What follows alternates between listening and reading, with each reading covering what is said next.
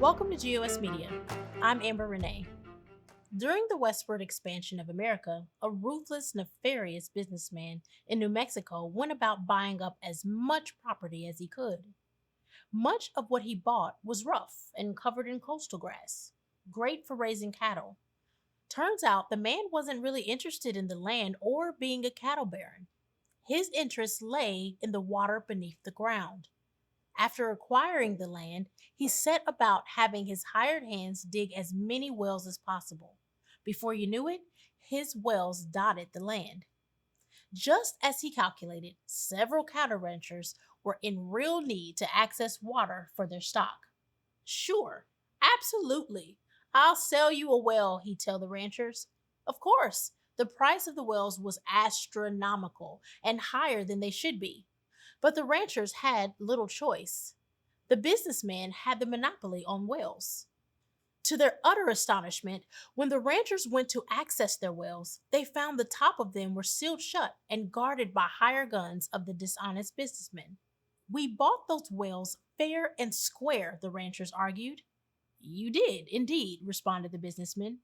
But as you can see in the contract, you bought the wells and not my water in the well. Of course, the ranchers weren't going to stand for such folly, and they took the businessmen to court. It was another slap in the face when the sympathetic but matter-of-fact judge told the ranchers that the businessman was correct. Had they read the contract in its entirety, they would have seen that the businessman retained ownership over the water.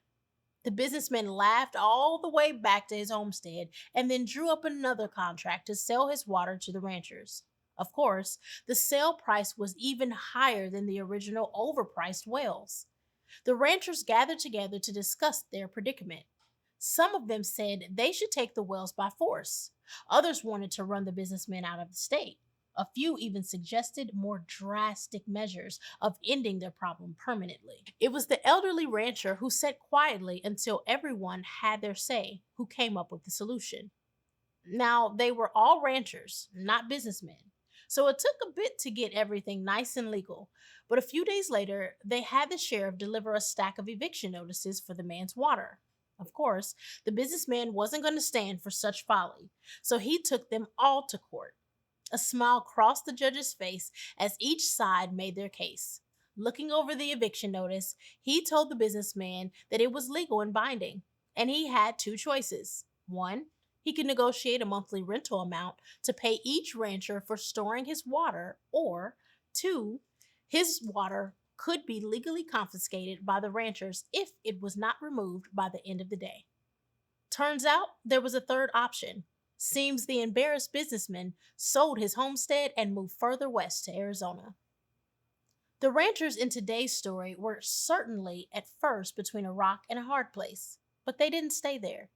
Truth is, no matter what you are facing, you too can turn that proverbial frown upside down.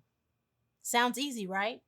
Well, it may not be as simple as the ranchers handled their business, but it starts by remembering what they didn't do. They did not settle for the status quo. They did not accept their situation as final, and they did not take drastic measures.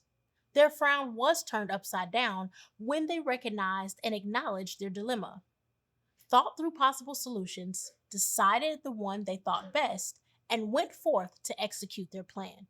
Every one of us will find ourselves in difficult situations, and we must not let those situations define us.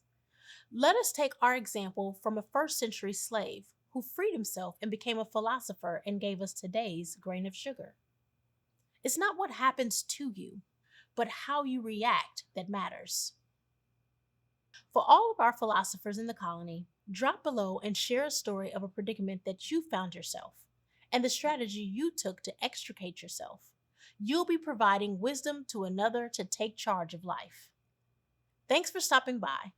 We could really use your support, so will you please like, subscribe, and share with others, or maybe become a colony member by joining us on Patreon, or snatch up some merch from our website. Links are pinned below. Once again, thanks for tuning in to Grains of Sugar. I've been your host, Amber Renee.